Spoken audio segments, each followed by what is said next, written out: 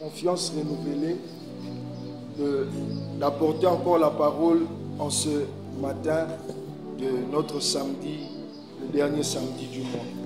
Alors je nous propose ce matin deux textes, Genèse 8, verset 22, et puis 1 Pierre 4, le verset 1er. Genèse 8, le verset 22, je lis au nom de Jésus. Tant que la terre subsistera, les semailles et la moisson, le froid et la chaleur, l'été et l'hiver, le jour et la nuit ne cesseront point. 1 Pierre 4, le verset 1er. La Bible déclare: ainsi donc, Christ, ayant souffert dans la chair, vous aussi armez-vous de la même pensée, car celui qui a souffert dans la chair en a fini avec le péché. Plaise à Dieu en tout cas que ce matin je ne sois pas long. Tel est mon souhait. Ce matin, j'aimerais juste nous exhorter pendant quelques minutes en ce qui concerne les semailles et la moisson. Les semailles et la moisson, un principe universel, un principe établi par Dieu. Et d'ailleurs, je crois que c'est un principe qui était même avant que le Seigneur ne le proclame. Un principe que l'on peut voir même dans la nature. Un principe important de la vie que malheureusement dans cette génération, plusieurs ignorent ou plusieurs bafouent. Mais je sais que toi tu ne l'ignores pas et que tu ne le bafoues pas. Voilà même que tu es là présent. Amen. Amen. Tu as refusé de dire Amen, ça inquiète. Amen. Je sais que toi tu considères les semailles, tu considères aussi la moisson. Et ce matin, j'aimerais dire à quelqu'un, la Bible le dit aussi, c'est qu'un homme aura sémé, il les moissonnera. Très souvent pris dans l'angle où tu as mal fait les choses, tu vas voir ce qui va t'arriver. Celui qui sème le vent récolte la tempête. C'est vrai, nous allons aussi aller dans ce sens. Mais ce matin, j'aimerais aussi dire à quelqu'un, on ne sème pas que le vent. On peut s'aimer aussi des bonnes choses. On peut s'aimer aussi des choses qui nous rapportent les rires, les sourires. Et pour un petit exemple, Dieu lui-même, il a sémé et il a moissonné. Abraham a sémé, il a moissonné. Et tous ceux-là qui ont eu à s'aimer au cours de l'histoire ont aussi eu à moissonner des choses. Et ce matin, les deux textes que nous venons de lire, le premier déjà parle directement de ça. Mais le deuxième texte dit quelque chose d'important. On associe ça à Christ. On dit que Christ a souffert dans sa chair. Nous aussi, nous devons nous armer de la même pensée. Au fait, dans cette vie sur terre, on ne peut pas avoir des résultats ou avoir surtout des grands résultats si on n'a rien fait dans la vie. La vie est tellement juste. Et d'ailleurs même, permettez-moi de dire, la vie est tellement injuste qu'elle ne vous laissera pas profiter d'elle. Et un homme a dit, la vie appartient à ceux-là qui se lèvent tôt. La vie appartient à ceux-là qui savent saisir les taureaux par les cornes. Un peu comme dire à ceux-là qui savent se battre. Bannissons-nous la grâce? Non. Au contraire, nous la célébrons encore. Car la Bible dit, ne prenez pas en vain la grâce que le Seigneur vous a faite. Bafouons-nous l'œuvre de la croix, l'œuvre parfaite de Christ? Non. Au contraire, nous voulons en jouir encore un peu plus que ça. Alors premièrement, je vais inciter quelqu'un à se rendre compte que tu dois s'aimer, tu dois travailler, tu dois te casser en 1000 morceaux. Et quelquefois ou très souvent, tu seras obligé d'aller un peu au-delà de tes limites. Les hommes qui ont impacté ce monde, en vérifiant leur histoire, on se rend compte que ce sont des hommes fatigués, des hommes épuisés. Parce que dans les 24 heures que tout le monde a, ils se sont dit, moi je préfère dormir 4 heures, 6 heures du temps. Un homme m'a dit, si tu dors encore pendant 8 heures du temps, à ton âge, c'est que tu es malade. Donc d'après lui, il faut prendre toutes ces heures-là, 18 heures, bosser comme un malade. Parce que notre vie sur terre est comptée. Il faut qu'on laisse de traces. Ce n'est pas normal et certains même atiki bana na charge yabato.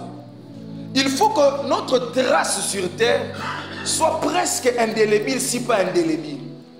Et cela n'arrivera pas parce qu'on le veut. Cela arrivera parce qu'on s'est surpassé. Parce qu'on est allé un peu au-delà des autres.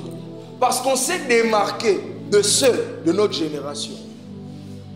Arnold Schwarzenegger a dit, si tu veux dormir 8 heures, alors dors 6 heures rapidement et beaucoup.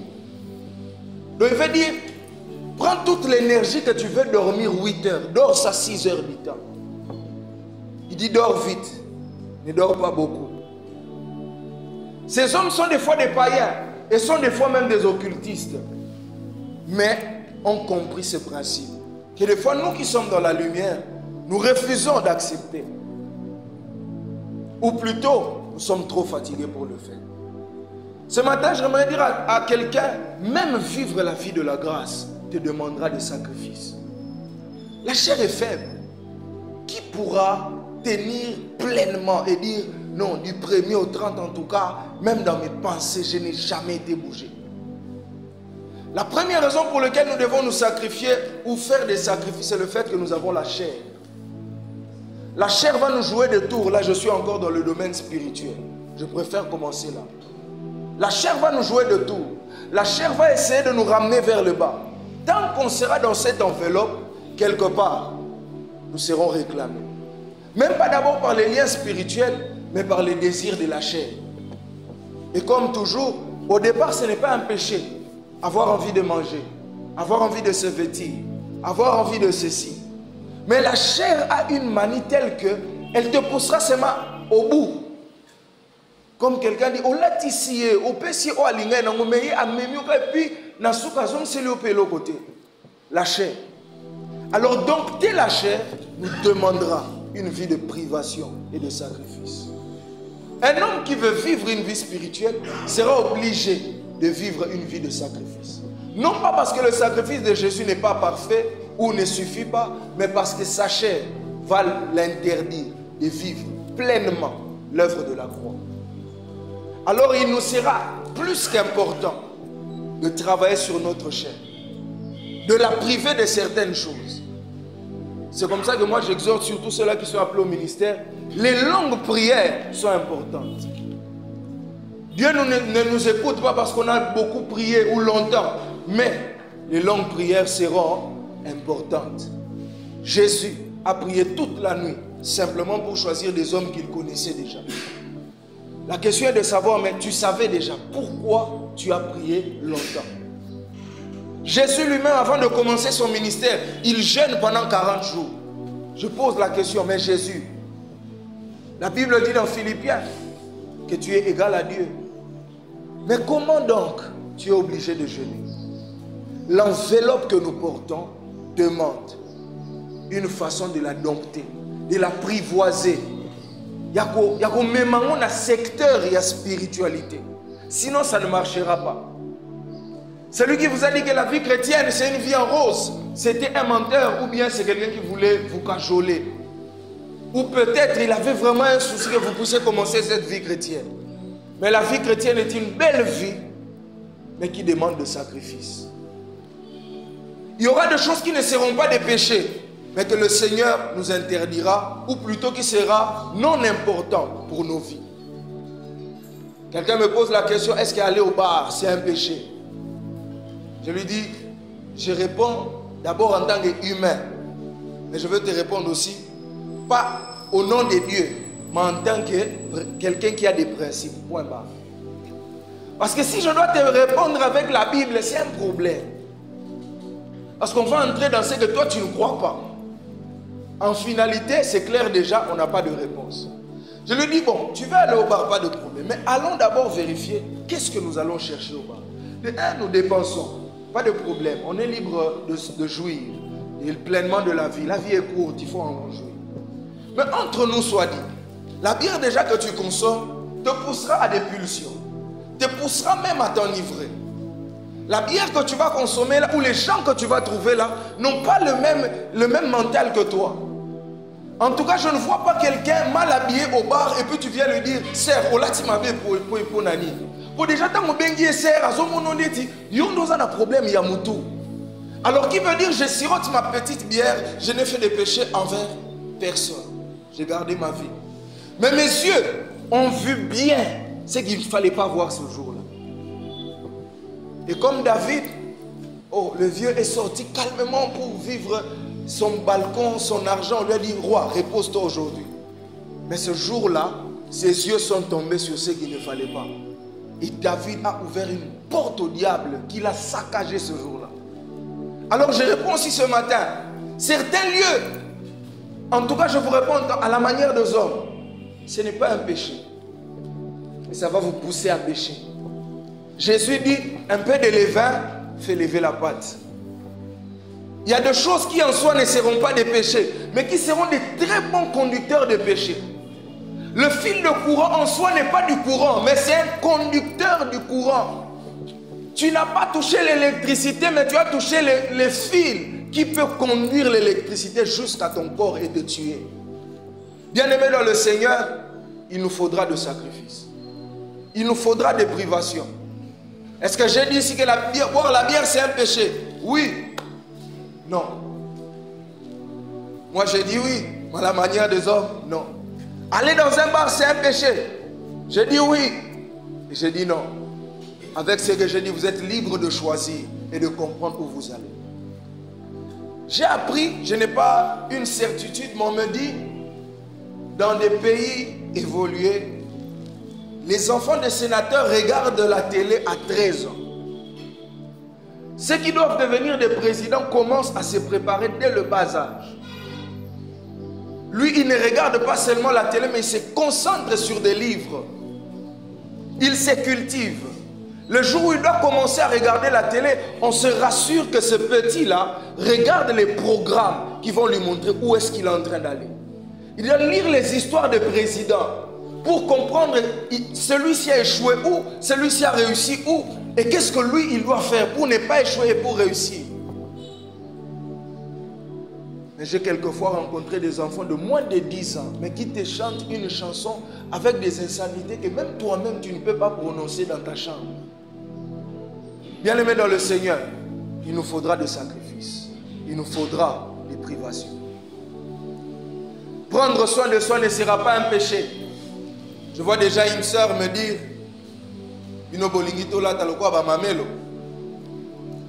ça ne sera pas un péché, mais je viens juste te dire, il te faudra des sacrifices.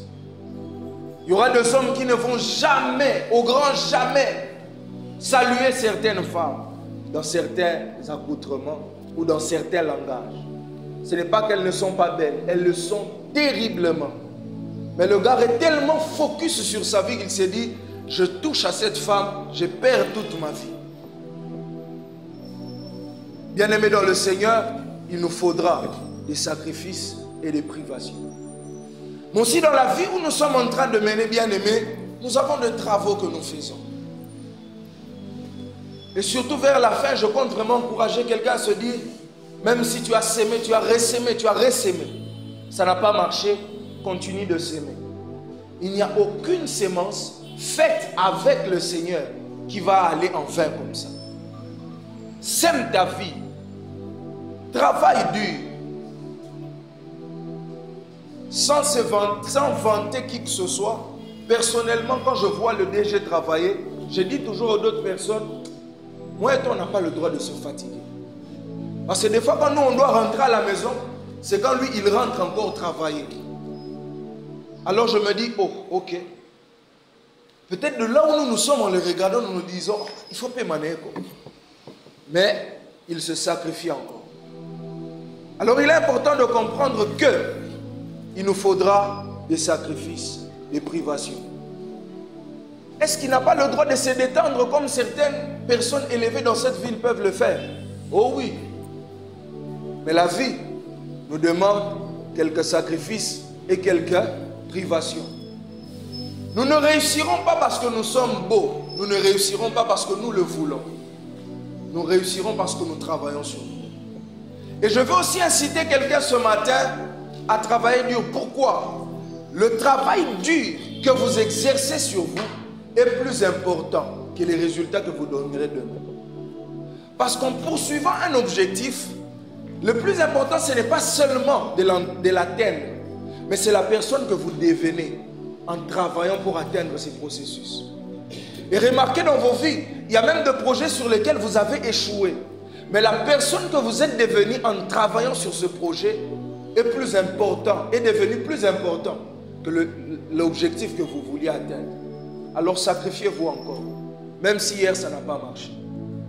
Jésus-Christ, Dieu, il pouvait venir, moi je me mets dans sa peau. Je me dis, je viens comme ça avec tout ce pouvoir-là. En tout cas, peut-être que je fais 2 minutes, je rentre. Papa. Mais il nous montre le chemin. Il devait en finir avec le péché. Le processus pour finir avec le péché, c'est sanctifier les hommes. La loi dit pour expier ou pour sanctifier le peuple, il faut qu'on prenne l'agneau, qu'on puisse l'immoler. Pur, et qui doit être immolé. Et c'est là que le peuple est sanctifié.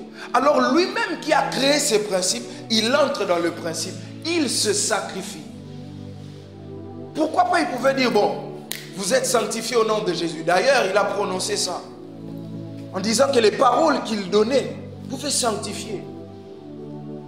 Mais il a respecté le principe. Il est important de comprendre que la vie ne nous donne pas seulement parce qu'on a travaillé, mais aussi parce qu'on a respecté les principes du travail. Paul dit, je ne cours pas comme à l'aventure, mais je cours comme celui qui poursuit un but. Je ne frappe pas comme battant l'air, mais j'ai un objectif, afin qu'à la fin, je remporte la couronne. Et j'aime cet homme avant de partir, il dit calmement, j'ai combattu le bon combat. J'ai gardé la foi, j'ai achevé la course. Il est important que l'on comprenne qu'il faudrait qu'on fasse de sacrifices et que l'on se prive de certaines choses. J'ai toujours regardé des fois des jeunes de ma génération surtout. Avant, je regardais sur Facebook des gens qui n'avaient pas peut-être un travail comme moi. Mais quand tu regardes sur Facebook, il est toujours plus habillé que toi. Je me disais, mais c'est quand ils font comment? Tu peux regarder le prix des habits, tu dis, avec les salaires de si j'achète l'habit, en tout cas, avant la fin du mois, j'aurai des sérieux problèmes. Mais lui, il est toujours bien sapé. Jusqu'à ce que tu vois que le même gars, là, il vient te demander l'argent. Tu dis, ok. Donc le peu qu'on lui avait envoyé en Europe, lui, il s'est dit, il ne faut pas sentir là. Manayaya. Garçon, frère, il faut que je paraisse. Et puis après, je me suis rendu compte que les sacrifices que j'étais en train de mener étaient quand même importants pour moi. Parce que de tout ce que je me suis privé, je ne regrette rien. Et c'est très peu par rapport à ce qu'on doit encore faire. Et pour déjà commencer à atterrir, j'aimerais dire à quelqu'un, Dieu honore le travail. Dieu honore le sacrifice. Le premier à payer le travail, c'est d'abord Dieu. La Bible dit dans le proverbe, les précieux trésors d'un homme, c'est l'activité. Dans d'autres versions, le travail. Il est important que chacun de nous, dans ce qu'il est en train de faire, se dise, je dois travailler comme pour plaire au Seigneur. Pas d'abord pour atteindre un quota, pas d'abord pour que l'on sente qui je suis. Mais comme je viens de le dire, ce n'est pas d'abord l'objectif, mais c'est plutôt la personne que vous devenez en poursuivant l'objectif. Il est important de se dire, je dois encore travailler un peu plus que ça. Très cher professeur, j'ai aimé un jour, je parlais avec un enseignant. Il dit, au-delà de tout, il faudrait qu'après des années, ces enfants se disent, qu'est-ce que je leur ai transmis? Qu'est-ce qu'ils peuvent garder de vous? Au-delà du fait que vous donnez la mathématique, géographie, qu'est-ce qu'ils peuvent garder comme valeur? Et se dire, ce gars, c'est un bon gars. Et que même dans la vie, ils se disent, c'est vrai, c'est vrai, c'est vrai. Mais ce gars, il est bon. Proverbe dit, on ne conteste pas contre les résultats. Dans la vie, quelqu'un peut, ne pas aimer votre tête. Mais il est obligé d'aimer vos bons résultats. Et ceux qui sont sincères diront, Nalingakete, Mazamayele. Nalingakete, mais Yayawana Ate. Il faut que ça soit notre cas. Très chers journalistes, au-delà du salaire que vous devez avoir le mois, qu'est-ce qu'on peut retenir de vous? Quelle trace on peut garder de vous? Qu'est-ce que votre collaborateur peut dire de vous? Au-delà du salaire que vous allez avoir à la fin du mois. Mais un collaborateur qui peut vous dire, ce type, il m'inspire. Ce type, c'est vrai, il a tel défaut, mais c'est un bosseur. Nous voulons avoir les résultats, nous devons travailler. Et comme j'ai dit, c'est Dieu d'abord qui vous honore. Et croyez-moi, si Dieu vous honore du haut des cieux, la terre se sensibilisera pour vous faire du bien. Si le ciel vous honore, la terre se sensibilisera. David était dans la brousse, mais la prouesse qu'il avait, le leadership qu'il avait, l'a fait quitter la brousse, l'a fait entrer dans le palais royal, lui a donné le poste du palais royal. Ce n'est pas parce que David était beau, c'est parce que le ciel avait honoré son travail. Est-ce que, lisons un peu l'histoire, est-ce que c'est seulement parce que David jouait à la harpe? Est-ce que c'est seulement parce qu'on l'avait oint? Parce qu'il lui reste là d'abord oint dans la maison de son père. Et puis sur Juda, et puis sur Israël. Donc il avait déjà l'onction et l'approbation de Dieu. Mais un homme que Dieu avait déjà oint était en train de paître les troupeaux de son père. Les plus jeunes, mais pourquoi vous le laissez seul? Le travail. Ce gars a travaillé dur. On peut voir dans David un jeune homme beau, doux, et on dit ah Pétio, mais c'est un bosseur. Alors que ses frères pouvaient, après peut-être vaquer à leurs travaux, ils rentraient à la maison, ils prenaient un bon bain, ils mangeaient. David avait l'odeur des brebis. David apprenait comment gérer les brebis. David était fidèle, intègre dans ce qu'il faisait. En aucun jour, ce n'est pas son père qui le surveillait pour dire David, est-ce que tu as bien fait ton travail? Mais David pouvait se battre avec le lion. Il pouvait se battre avec l'ours. Très cher travailleur, des fois sans que le chef ne te regarde. Des fois sans que même le promoteur ne t'écrive quelque chose. Il faudrait que toi-même tu te dises, je suis devant Dieu, je dois travailler. Je dois donner des résultats. C'est d'abord devant Dieu que je me tiens, avant de me tenir ou d'être redevable à sa personne ou à mon chef. Et David vient encore dans le palais royal, ça ne finit pas. Il joue à la harpe et tout ça. Il s'est dit, oh, c'est bon, c'est l'apogée, tout va bien. Mais qu'est-ce qui se passe? Ce qui devait lui apporter l'apogée, lui a apporté des grands problèmes. Le roi veut le tuer. Mais cela n'a pas poussé David à se dire ah nzamba bosaninga ah te makamuza ki nango lukuta prophète ngomoni pas prophète mikolo kaka boye alobini pe velo eleki nango pe kaka ah obosani kutu kokota ki na palais royal ba pesa ki opema mive on est comme nzamba za nzambe. Mais David, selon les commentateurs, ils disent il a fait au moins 15 ans d'excursion. Un gars à qui on avait promis le palais royal, un gars qui est entré déjà dans le palais royal, il s'est dit en tout cas, bon, Dieu m'a fait dire être roi, mais pas de problème. Ce qui est sûr, là où je suis déjà, je m'en sors. Mais il commence des excursions. Il se battait pour gagner le pain. Et c'est là que David commence à constituer son armée. Il souffre. Est-ce qu'il était obligé? Non. Mais il s'est battu pour les autres. Lui-même, il souffrait. Quand vous lisez l'histoire, quelque part, David prend ses parents, il leur dépose quelque part. Il dit à ce type-là, garde mes parents, je dois aller d'abord donner des résultats. Je dois me sacrifier. Mais aide-moi, garde mes parents. Je reviens. Cet homme a travaillé durant 14 ou 15 ans. Il a travaillé, ce jeune homme-là, à qui on avait donné de grandes promesses. Les promesses sur Dieu, les promesses de Dieu sur vous ne doivent pas vous épargner du travail, du dur labeur. La grandeur que Dieu a déposée en nous ne doit pas nous pousser à être des faiblards. Au contraire, elle doit nous pousser à travailler dur. Et à se dire, moi je ne peux pas être comme les autres. Il paraîtrait que les enfants de la race royale, c'est les petits-fils de l'Angleterre et tout ça. On leur dit, vous avez du sang bleu. Vous n'êtes pas comme tout le monde. Vous ne pouvez pas faire ceci, cela. Nous sommes de la race de Dieu. il est important que l'on manifeste ça. Ça ne se manifestera pas seulement parce que nous le voulons, parce que Dieu l'a dit. Mais des fois, il nous faudra 15 ans comme David. Travailler dur pour qu'on donne des résultats. Le salaire que j'ai ne me plaît pas et tout ça, ça ne me suffit pas. Mais Dieu peut-être du haut des cieux en train de te regarder et se dire, fidèle dans les petites choses, sera fidèle dans les grandes. Dans le petit que je lui donne, je veux voir ce qu'il peut faire avec. S'il en fait bon usage, je pense que je peux lui donner un peu plus que ça, parce qu'il va donner des résultats. Entre nous soit dit, quelqu'un qui arrive à survivre avec un salaire de 200 000 francs, aujourd'hui, il travaille pendant 15 ans avec les 200 000 francs, il tient sa famille et tout ça. Le jour où Dieu lui donne 2 millions, c'est comme si vous donnez à un poisson de nager dans l'eau. Pourquoi? Il a déjà su comment calculer le tout. Même sa femme sait comment faire les miracles avec les matembele. Elle sait qu'elle peut cueillir les matembele derrière la maison. Et ça peut faire 4 jours dans la maison. Vous ne savez pas comment, mais elle sait. Donc le jour où on lui donne, maman, ça la provision à 500 000. Elle s'est dit 500 000. Non, tu n'as pas beaucoup de matembele. Ah ok, ça bilanga mobimba. Comme il fournisseur à matembele na pondo. Et ça va donner toute une entreprise.